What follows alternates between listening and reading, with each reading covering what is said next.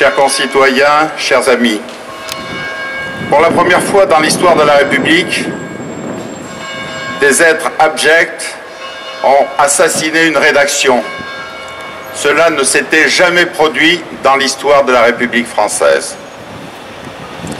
On a attaqué les fondements, les piliers de la démocratie française, de notre démocratie. La liberté d'expression en tuant les journalistes et les défenseurs de la loi en tuant des policiers, et encore ce matin. D'une même rafale, journalistes et policiers, 12 héros et des blessés ont été tués hier. Nous sommes réunis car nous sommes meurtris au plus profond de nous-mêmes.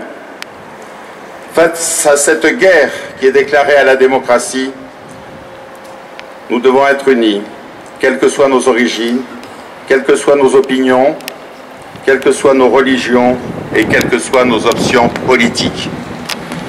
L'union sacrée contre la barbarie présente sur notre sol est indispensable, comme l'a rappelé le président de la République. Je veux saluer les représentants de la communauté musulmane qui ont crié haut et fort l'horreur que leur inspirent les crimes abjects de ces barbares déguisés en dévots. La guerre est là, il faut la gagner par nos actes.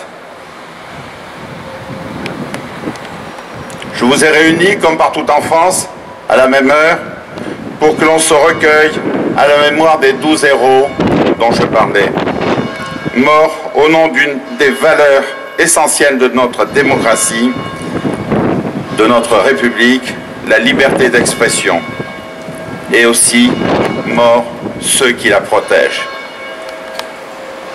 Au moment où sonne cette cloche, au moment où sonne le glas de Notre-Dame de Paris, je voudrais que nous nous recueillions pendant 3 minutes.